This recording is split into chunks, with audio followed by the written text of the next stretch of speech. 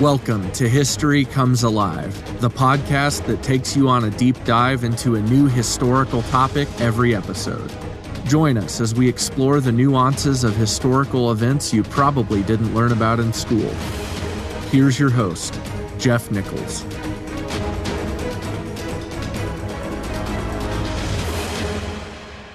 Welcome back.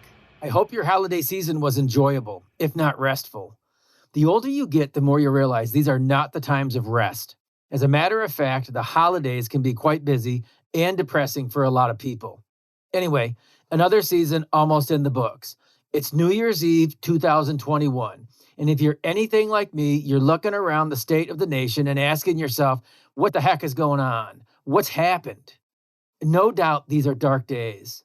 Order seems to have given way to chaos, reason to insanity, credibility to incredibility. So many of the institutions that have been reliable, if not predictable over the years, are being challenged. It seems the entire system is stressed. Like the stability we've enjoyed through experience, there is always an alternative. Make no mistake, we are witnessing the attempted deconstruction of order. The study of history can not only serve as a guidepost for good policy, but also a salve in times of upheaval. It can be a comfort to know or see what's coming based on what's happening. The outcome of many of the public policies being endorsed right now is more than predictable. Being forewarned is being forearmed.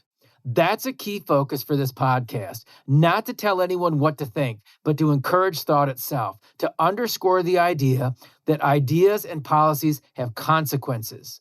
The misery of unintended consequences can be mitigated with knowledge. As the calendar turns another page this weekend, I'm not so confident things change all that fast. Not so confident that so much of the chaos is brought to order. But I am confident peace of mind can be restored in the midst of the nonsense with greater understanding of the system that we have and how it evolved. That's our mission here at History Comes Alive, to tell that story. I hope and pray the new year brings peace and prosperity to all. But if it doesn't, we're all a little better armed for what could lie ahead. So, Happy New Year. And with that, let's continue our story. We've made our way through the introduction of the political economic system that the Puritan oligarchy matured under. It was a great system for building national wealth. It was also a great system for the colonies in many ways, and helped pave the way to the revolution and much of the system that we have today. The last few weeks, we compared the basic elements of capitalism and mercantilism. The former requires a good deal of individual liberty and responsibility, while the latter subjects the general population to a good deal of centralized economic planning. The former creates individual wealth, the latter national wealth. So how did it all begin? How did it unfold? That's what we'll be working through for a few weeks. But even as we move forward with the narrative, the practice and development of mercantilism will be driving much of the narrative, whether we discuss it or not. Political economics always drives the practical historical narrative, as much as religion and culture. So let's start with some practical questions or considerations. It seems like most historical narratives dive right into the action and do not worry so much about the real influencers of activity. And for example, even the casual observer of colonial history knows the Puritans built an amazing economic engine. But what inspired that? What happened before the engine was built? I always find the motivator to be at least as interesting as the final results. It's like the old Paul Harvey show, The Rest of the Story, where he'd open his 3 to 5 minute monologue with the end of the story, the part everyone was familiar with, and then go back and fill in the background. And that simple formula was a huge success for decades. Whether people think of that show as history or not, it was. It offered a candid look at people and events by placing them in their right context, in their time, and people ate it up. That's how we want to look at the political economics of the mercantile system, in the context of their day. So when I think about the colonials, the Puritans in New England, in the 17th century, I marvel at how things unfolded. What they accomplished was nothing short of astounding. So let's set the stage. Imagine if you were dropped into a totally foreign land, with all the familiarity of home removed. The people, the economy, the terrain, the familiarity of society, organization, and much of the contemporary political or religious debates all in the past. The creature comforts, manufacturing capacity, even common currency, all gone. I mean, it sounds romantic, but is it? I mean, do you think the contemporary culture that we live in today could ever replicate what that generation did? I personally don't. So what would you do though? How would you begin to build or rebuild, replicate what you knew? Two things come to mind. Use what you have and use what's available. That sounds simplistic, but is it? The only point of reference we have is what we know. I mean, frankly, it sounds hard and intimidating and scary. And again, they didn't just move to another developed society. They moved to a completely foreign country. They did not have any intention of adapting the native lifestyle. They wanted to create their own. New food, new landscape, new resources, new neighbors. Those have been the aspects that we've developed so far. Then we developed how they acquired control. Now it's on to society building. And as we'll see, much of it began very early on, but none of the early activity was able to sustain a growing society. Those early commercial endeavors represent only a series of stopgaps for a season. What we want to look at is the earliest industries: fishing, fur trade, and wampum. These were kind of unplanned commercial ventures. From a political economic standpoint, the original goal was gold and silver. Yes, there was a huge religious component, but all colonization was ultimately, from a national perspective, underwritten for profit. And the Puritans, like everybody else, did have financial motivation. I mean, after all, what had the European experience demonstrated? What had the Spanish, especially, a century earlier found in the Americas? They found wealth and riches beyond imagination. Hernan Cortez plundered the Aztecs, Pizarro the Incas. There was even so much speculation for the fantastic that men like Juan Ponce de Leon, one of the initial settlers of Puerto Rico and a visitor to Florida, spent time and resources searching for the fountain of youth. It may seem silly to the modern mind to search for the fountain of youth, but consider the times they lived in, the wealth that they had found, the strange peoples and legends. It's easy to understand how they got so caught up in the pursuit of these things. That experience was a national aspiration everywhere in Europe: Portugal, France, Sweden, the Netherlands, England. So the hope was that there would be tremendous gold and silver reserves in New England. In fact, the original charter from Charles authorized them to, quote, gain complete rights to all mines and minerals, as well royal mines of gold and silver as other minerals whatsoever, end quote. This edict was given along with generous permanent land rights, with the understanding that 20% of the ore, gold, or silver would go to the king. Remember, it's not like these guys were going into total no man's land. I mean, it was totally different for them. Undeveloped, yes, but the area had been subject to seasonal fishing and a little trade for decades. This was not unusual. The same language about the gold and the silver was included in every charter from Elizabeth's day to James to Charles, from such notable men as Sir Humphrey Gilbert to Walter Raleigh, in places like Bermuda and Plymouth and Providence Island and Maryland and Pennsylvania and Connecticut, and the list goes on and on. The whole region had been one big hustle from at least 1602 on.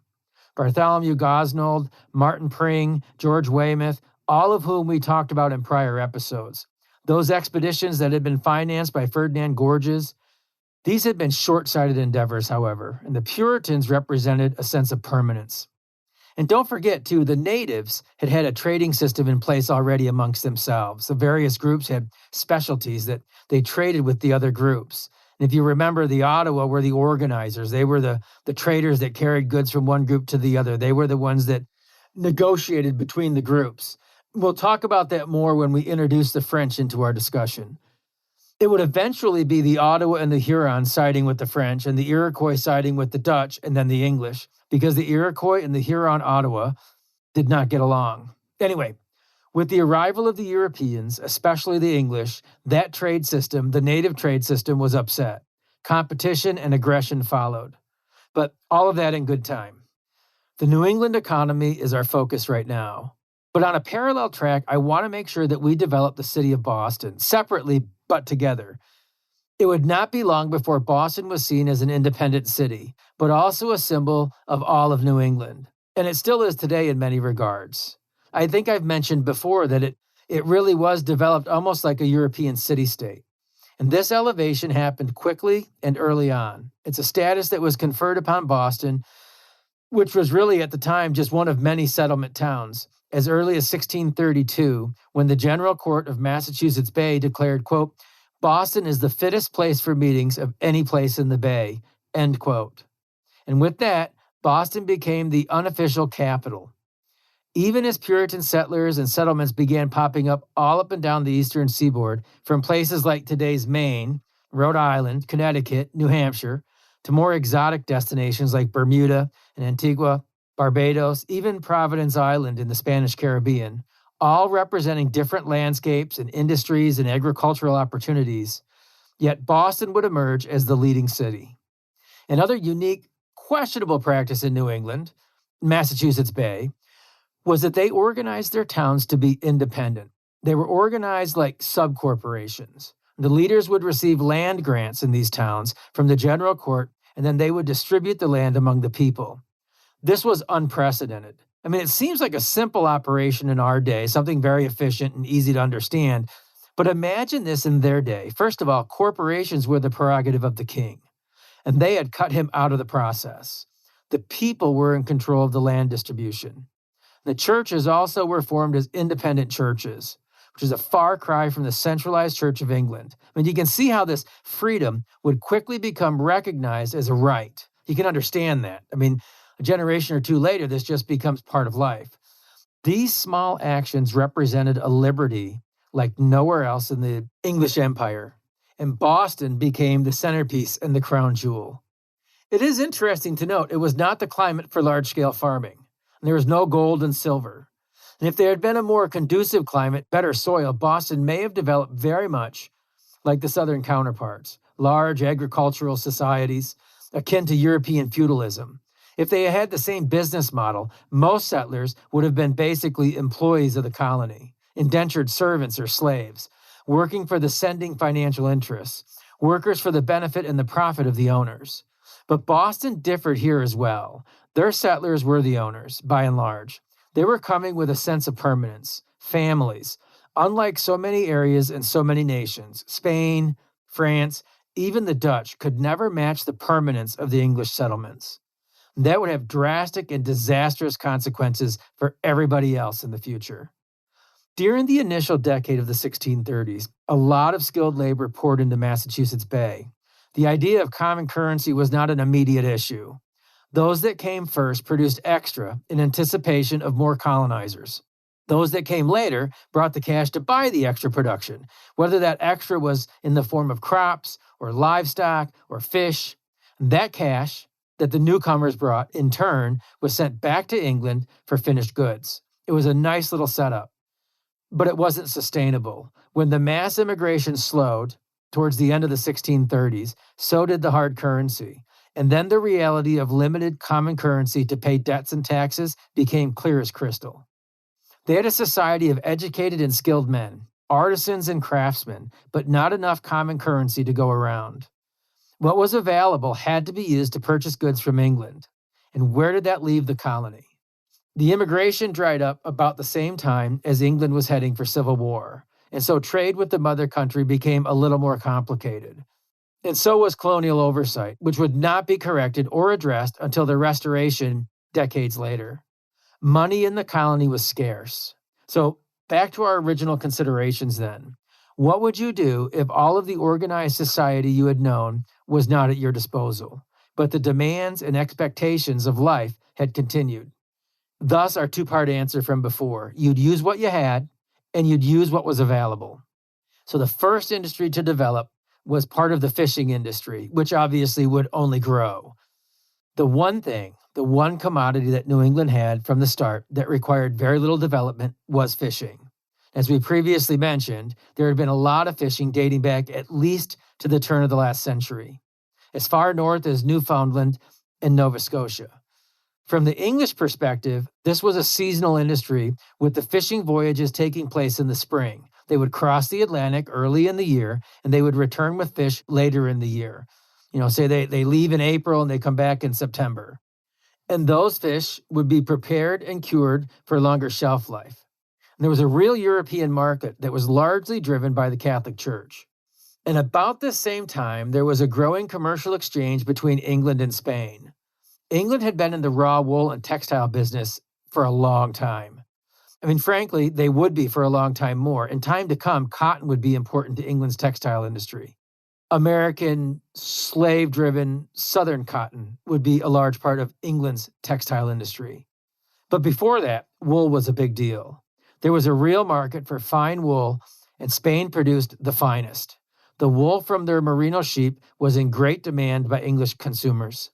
The problem was that England did not have any commodities that were in as high a demand to the Spanish consumer. The issue for trade was pretty basic back then. I mean, shipping was expensive. The goal was to send a full ship out to a faraway port, sell the cargo, use that money, a recognized acceptable currency like gold or silver, to buy different commodities in that port, and then return with a full cargo and sell those commodities to that population, and so on. Voyages that demanded one way with cargo and one way empty were very costly. It's the same today with trucking, right? I mean, there's an entire logistics industry that simply matches trucks or truckers with freight waiting in cities. But that was a difficulty that was already being experienced with the coastal fishing off of North America. The shipping fleets would bring little to trade at first, and it made the trip expensive and long. It also produced a cargo of fish that, although cured, was aged by the time it hit the European market. If they were English vessels, they would return first to England and then to their final destination. So as I mentioned, the Catholic Church drove a lot of demand for fish, especially in Spain. There were many prohibitions against eating meat that went far beyond the Lenten season. In total, there were 120 days a year where meat was prohibited. 120 days, 1 out of 3. Fish was king, and the coast off of New England had codfish, lots of codfish. So instead of the old costly way of bringing fish to the European market, the initial trading triangle was established with the permanence of English colonies. Although the fishing was done regionally by independent fishermen and groups, the majority of the shipping was coordinated out of Boston. That was a big win for the city, not just the colony. So they quickly were recognized as the administrative capital before, and then that was quickly followed by being recognized as a commercial center as well. And here's how it worked. The fish were shipped out of Boston, and they went directly to Spain. And there they were sold, and Spanish wool was purchased.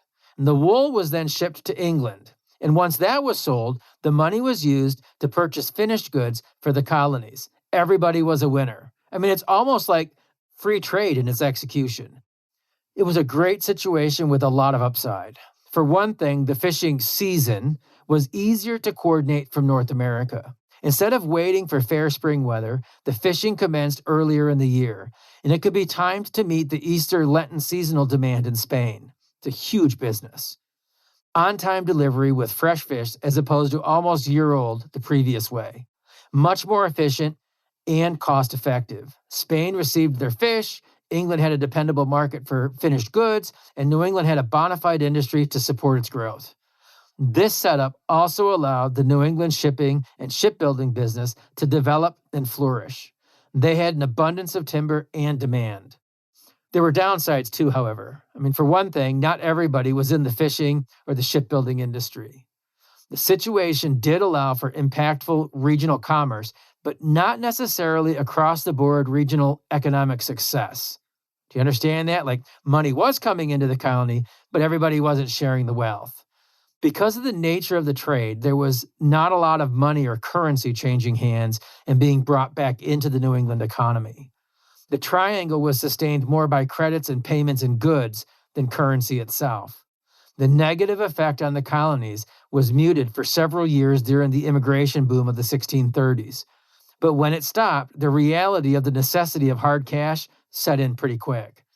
So the initial phase of building an economy out of nothing, that being the codfish industry, had advanced the New England economy for a while.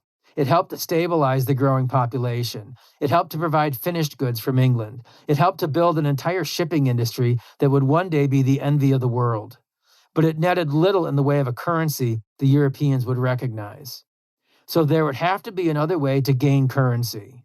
There would have to be another way for the colonials to not only grow commercial enterprises with European countries, but more importantly, pay for local colonial debts and taxes.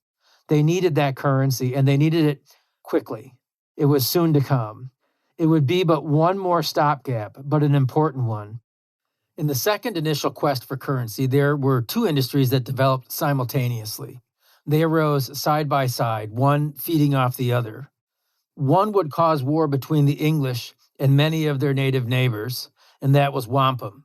We talked about wampum several episodes ago, episodes 20 and 21 of this podcast series. In episode 20, we entitled it The Currency of the New World. And episode 21 was How the English Got the Wampum. And in those two episodes, we developed the history and the rise of wampum. We talked about what it was, the intrinsic value of it throughout the native tribes, how the Dutch and then the English exploited the wampum among the natives. The second industry to develop would cause war again between the native tribes, but more importantly for our storyline, between the Europeans, and most especially between the English and the French, and that's the fur industry. And we're going to introduce that as part of the Puritan economy next week, but it won't be the last time that we make mention of the fur industry. We're going to talk a lot more about that when we introduce the French to our narrative. We'll talk about the Beaver Wars and the Wilderness Wars that took place in Upper New England. We've got a few episodes to go before we get into that too much. But the development of those two industries, the wampum and the fur, is for next time. And until then, I hope our time together this time has really helped the history to come alive. Thanks for listening to History Comes Alive. We hope today's episode has given you valuable new information and inspired you to dive even deeper. Don't forget to check out Jeff's website, historywithjeff.com, and engage with Jeff across all your favorite social media platforms at History with Jeff. Join us next time as more history comes alive.